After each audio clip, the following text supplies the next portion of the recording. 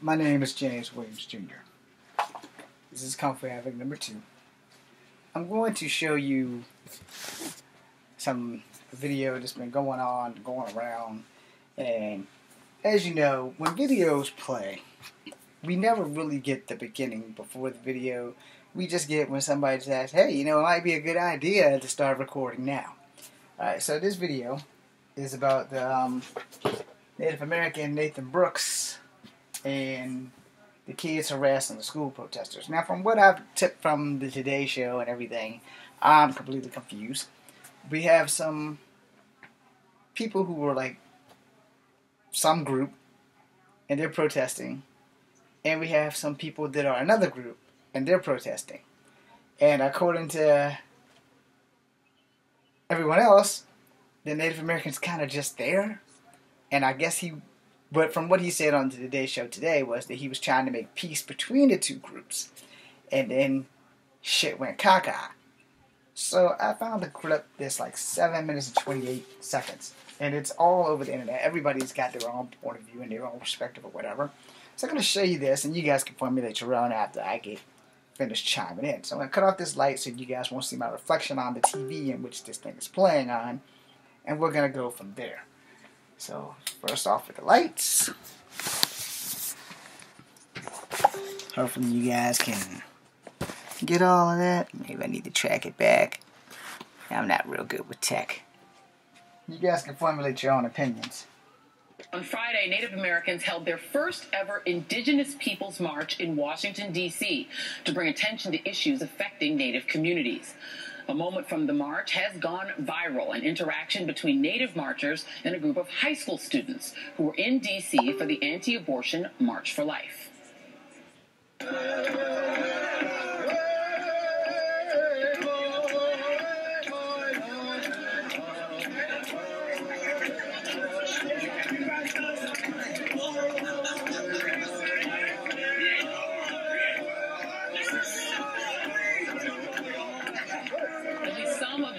From Covington Catholic High School in Kentucky.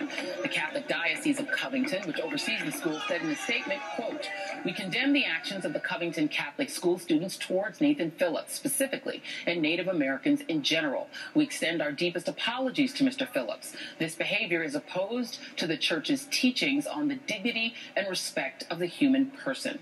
The diocese also said the matter is under investigation and that some students could be expelled. Joining me now by phone is the man that you saw in that viral video, Indigenous rights activist and Omaha tribal elder Nathan Phillips. And Elder Phillips, thank you so much for being here.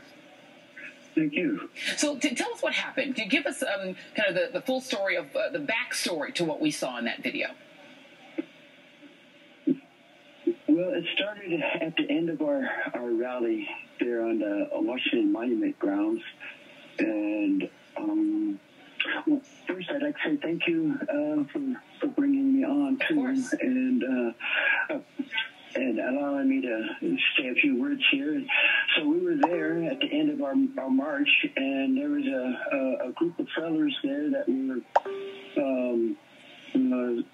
having their moment on their, what I call a soapbox moment in D.C., and they were out there saying words, and this young group of students were listening what they were saying, and neither one of these groups were part of our organization or our group. They were just more things that happened in D.C. So wait, you're saying that there were two different groups of people who were confronting each other, the students and another group? Yeah, I hear that this other group is called the Black Israelites, maybe, or something like that. Mm-hmm. But at the end of during our rally, they had set up right at the edge of our permitted area, our permitted space, and started just, saying things and instigating. And so I told our folks that were still there, and they were asking me, what should we say something to them, ask them to move off or something? And I said, well, they're on the other side of our permitted area, so we can't say nothing, do nothing. Right. And so just ignore them. And we did. And we were accomplishing that just fine until these other kids the March for Rights Life had just gotten done. Mm-hmm. So we were getting all this mass of people coming through our area, just kind of being in the way, sort of, because we're trying to pick up, clean up, and put things away. Right. And so these groups of kids, they're walking through and they're saying it's Indians and they've heard about it and they're making remarks to each other. To each other, not to us, but so saying things. There's video. There's so many people who took video at this event because that is the modern era, and you can see at one point that you walk between these two groups of people, a group of African Americans and these students. Why did you choose to walk up to the students? Well, first when I was there, there was a group, and it didn't just happen like that. That was a buildup of about 2 hours of back and forth between the Black Israelites and the students. Mm-hmm. And we were standing there watching this. First they came there was about 6 of them. They went away. They came back with about 20.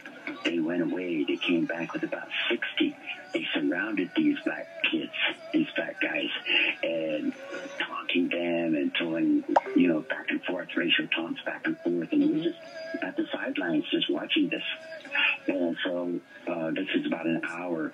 Then they went away. That 60 went. Then they came back, 100, maybe 200 of them. Mm-hmm. And then they were just a big mob, just ugly mob.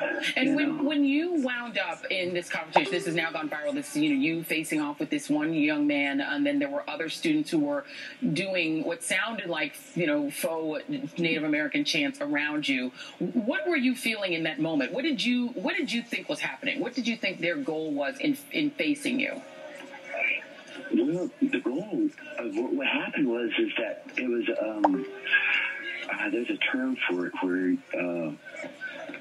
their attention was on the Black Israelites. Mm-hmm. And when I seen what was happening right at the end and where it was getting to there was just needed that one little spark, and that mob would have descended on those 4 guys mm-hmm. and ripped them apart. That's what it looked like. That's what it felt like.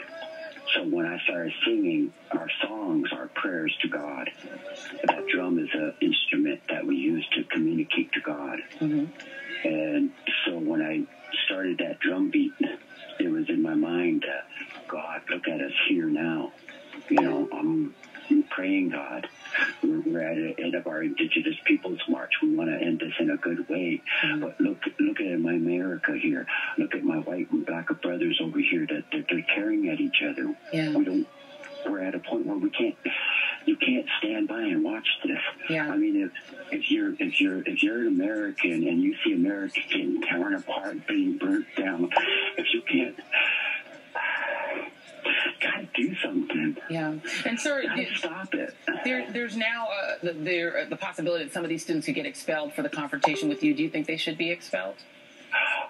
Well, I don't know about the expulsion, but I think the chaperones, mm-hmm. the chaperones they should be immediately fired. Mm-hmm. There were chaperones there. You saw adults there. No. Where were they? Yeah. Where were they? Well, how did they allow these students to come to this point after an hour of this happening? Were they with them? Were they encouraging them? Yeah. Well, Nathan Phillips, I want to first thank you for your service. We know that you are a veteran of the Vietnam War. Thank you very much for taking some time to call in and talk with us this morning. And take care, sir. Thank you. Yes. Hey, thanks for checking out our YouTube channel. Subscribe by clicking on that button down there for more AM. Okay, so I'm going to stop it right there and come back to my reality. Now see, I've watched a lot of those things go from 0 to 50 in less than 10 minutes and not have a clue on what the Sam hell was going on.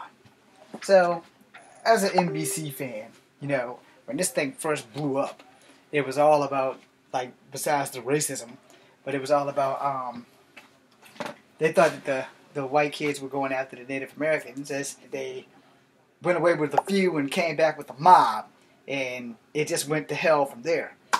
So my saying is because I'm a person who is multicultural, I'm part Cherokee, I'm part black, I'm part white, and I would love to see everybody have a peaceful life, and there will be no hatred towards each other for the one thing on the universe that no one can really change, because we're not God.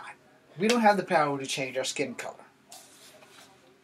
Skin tones change by the sun, but, you know, we don't have the power to change the skin color or your race or your cultural background.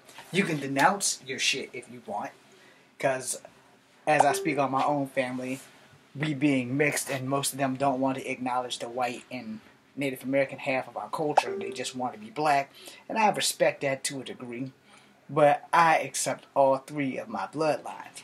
I accept the fact that I'm Native American. I accept the fact that I'm black. I accept the fact that I'm white. The problem is, society tends to not know what the fuck my color is. I had this issue all my life. It has been one of the targets of why I've been bullied in school. It has been one of the targets why I have been bullied outside of school. It has been one of the targets on why I have had to do things that I'm slightly ashamed of and not ashamed of at the same time. Alright? But the thing with this is that it has gone far too long with race. Race is really only a problem in America, or when somebody from another race does something incredibly stupid, and sadly they are probably Americans that do it, which fucks the world up for the rest of us Americans.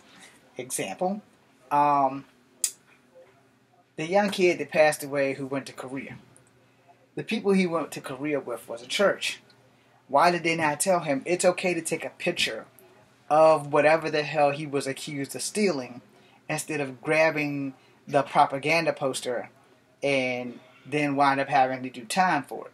Last time I checked, most people don't care if you take pictures of stuff.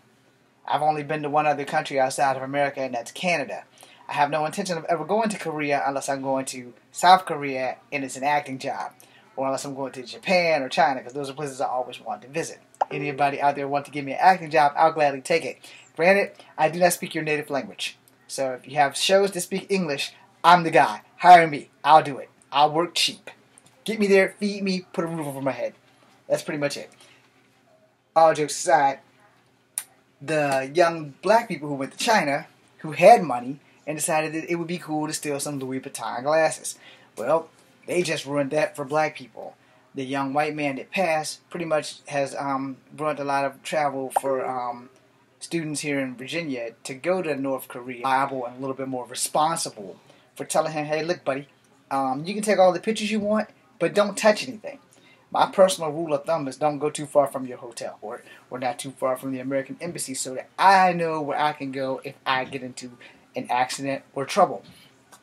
This has also happened in Japan a few years back. This has happened in Singapore way back when I was a teenager. There was a kid who went to Singapore. His parents had diplomatic immunity, so he decided that he was going to go and vandalize a whole street. He took a stop sign off off of the sign, and fling it through like almost every car on the block. I don't know why he did this, but he was also a young man who was not of color. He was a white man, and they gave him a caning. And after that, I decided, it wasn't Indonesia, it was Singapore, I think. It was one or the other. You have to Google it. It was like in 93, 94, somewhere in there. Anyway, he did it. He paid for it. And he learned it. Just because your parents have diplomatic immunity does not give you a free pass to fuck shit up. In this situation, it went out of control because one group of people and another group of people decided to have words, and then another group of people decided to try to intervene and be peacemakers, which made it even worse. There are some situations where you can diffuse it, and there are some situations where you just can't diffuse it. And the problem with America is, before we see a person as a person, we see them by their race. The sooner we can stop that, the sooner things can change. The second problem with that is, no one out here wants to sit down in a safe, healthy, talking environment and make that change. No one. And until we find the people who want to do that, who want to all collectively figure out why in the hell we hate each other because of the one thing in the universe that we cannot change, which is our skin color and our race, why can't we figure out what the problem is? Because I can tell you this. With all the surgeries and things in the world, the only thing we know for sure that works is gender reassignment surgery. We know that that works. We know that women and men can be changed into each other. But as far as like your race and shit, you are whatever God put you in here as. You can be transgender and go from being male to female, but you can't go from being black to white. Alright? You just can't do it. And you can't go from being white or black to Asian either. Well, you can probably get your eyes snipped a little bit. But, I mean, to be all honest, your child is going to be what the hell you are genetically, so why bother? I get a lot of flack from family members. I get a lot of flack from friends. And as I was growing up, I got a lot of flack from people who just didn't know what my race was. You know, as a person of color, a person who's part black, part Native American, and part white, I got called a Mexican a lot. And I'm not even a Mexican. But the joke's on you because Mexicans are also Native Americans. Every Native American tribe came from Asia, across the land bridge, and then they splintered off. Eskimos, Inuit, stayed up there. First Nations in Canada, all the way to Greenland, or whatever that is, under the North Pole, they went that way. Everyone else went south to the south tip of South America, which means Mayans, Incans, Amazon, Aztec. They're all Native Americans. Now, Native Americans didn't have their rights until 1924. I forgot what president it was, but he's the one that made it so that Native Americans have their rights. So, you guys should understand the one thing that we can't change is the one thing that makes us different. And that difference can either survive and thrive, or it can divide and kill us all. Because there are racist people in every ethnic background. There's no escaping it. But those people are the ones that fucks it up for everyone else.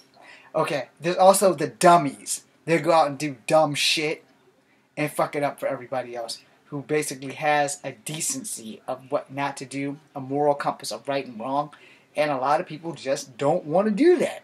They want to do what they want instead of doing what's right. The day that we all learn how to do what's right instead of doing what we want will be the day that there will probably be world peace. I'm James Williams Jr. Come for having number 2, B, C, and U.